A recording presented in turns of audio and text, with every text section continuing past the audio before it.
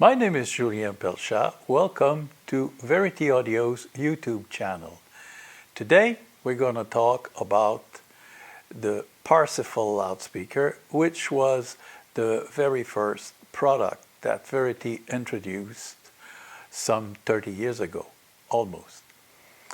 When we decided to develop this product, my partner Bruno and I, we wanted to have a loudspeaker system free from listening fatigue, as we've mentioned in earlier videos. Another aspect also is I had, when I was younger in the 70s, I have honed many loudspeaker systems, many hi-fi systems. Among these, one was a large horn-based system with active crossover that I ended up selling and replacing it with a smaller BBC type monitor. I'm mentioning it because each of these has its own interesting characteristic. The large horn system had very nice dynamic capacity, but the reason I sold it was when I realized that tonally it was not correct. It was not able to reproduce human voice in a natural way. When I switched to the BBC monitor type of loudspeaker, this smaller loudspeaker had a much better way of reproducing tones and human voice. But on the other hand, it was very limited dynamically. During the development of the Parsifal, we wanted to have a product that would have a very nice quality of tone, that was able to reproduce various instrument tone and human voice as natural as possible. But we also wanted to have a product that would offer a very decent dynamic performance. Maybe not as high as the large horn system, but very sufficient for any normal home environment. So that's why we ended up also having custom design driver for these and working on it and matching them so that the crossover point were just perfectly at the right point to avoid all unnatural tonality, and at the same time that was reducing the listening fatigue that we, both Bruno and I, had found in so many systems in the past.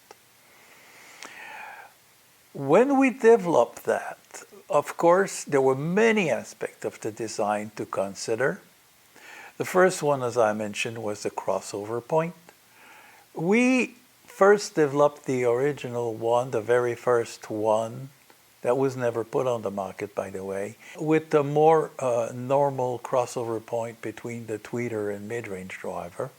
And we had next to it another prototype using the exact same drivers, but with a higher crossover point between mid-range and tweeter.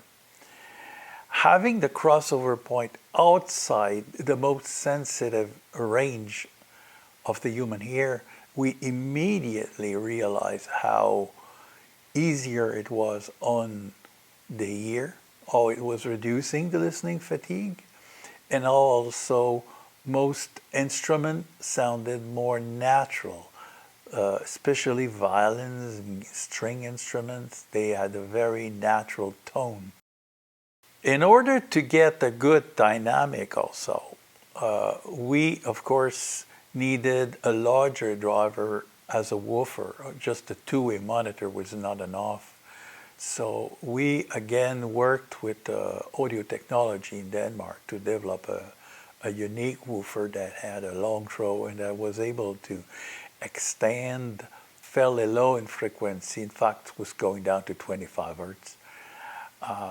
And using it rear firing, in order to use the room reinforcement instead of fighting against it, we were able to get a very, very nice dynamic capacity of the product in a normal listening room.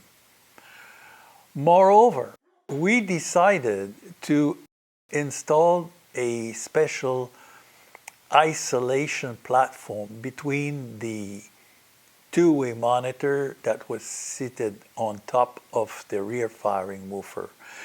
We did that so that any vibration coming from the woofer cabinet would not be transmitted to the upper module and vice versa. So the end result was this Parsifal loudspeaker that was highly acclaimed when it came out in 1995.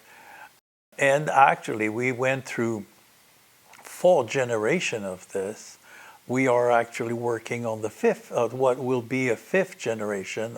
So in the next video, we will go further and talk about all of the different versions of Parsifal that we've put on the market over the years.